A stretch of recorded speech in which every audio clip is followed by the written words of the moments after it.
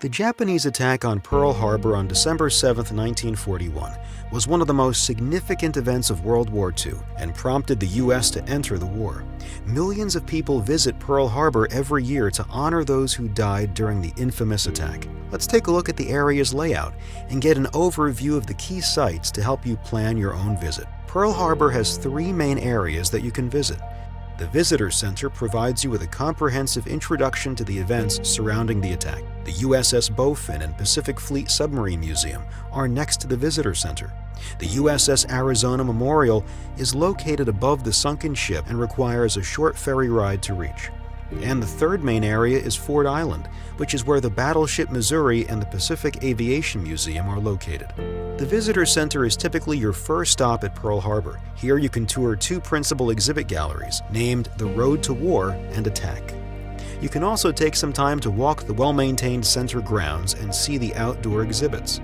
For those continuing on to the USS Arizona, you'll receive an orientation and safety briefing by a National Park Service ranger at the Visitor Center before boarding a ferry to the memorial. The USS Arizona Memorial is the most visited site at Pearl Harbor, and we recommend adding it to your itinerary. Consider making reservations ahead of time because spots are limited and fill up fast.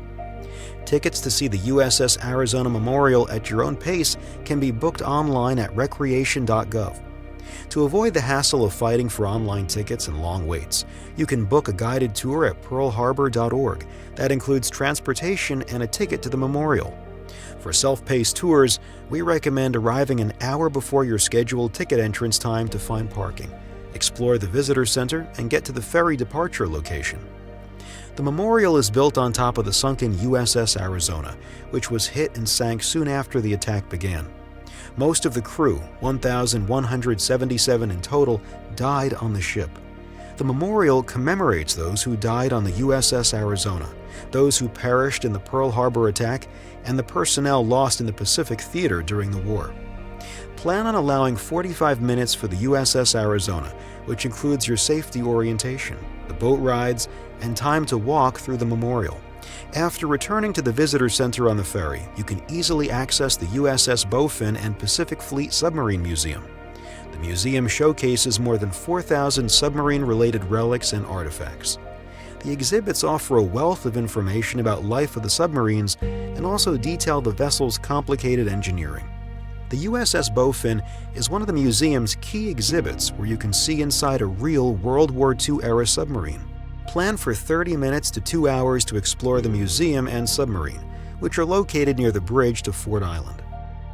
The Battleship Missouri Memorial is the second most popular site to visit after the USS Arizona Memorial and is located alongside Battleship Row at Ford Island.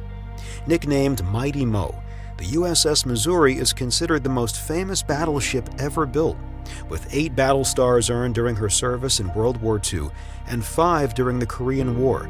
The highly decorated battleship is best known as the location where Japanese officials signed the Instrument of Surrender, which officially ended World War II. You can choose between a guided 35-minute tour, a 2-hour self-paced tour, or both.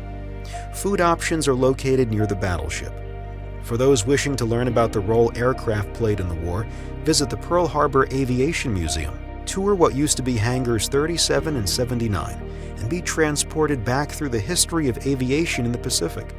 See both Japanese and American planes used during and after the attack on Pearl Harbor.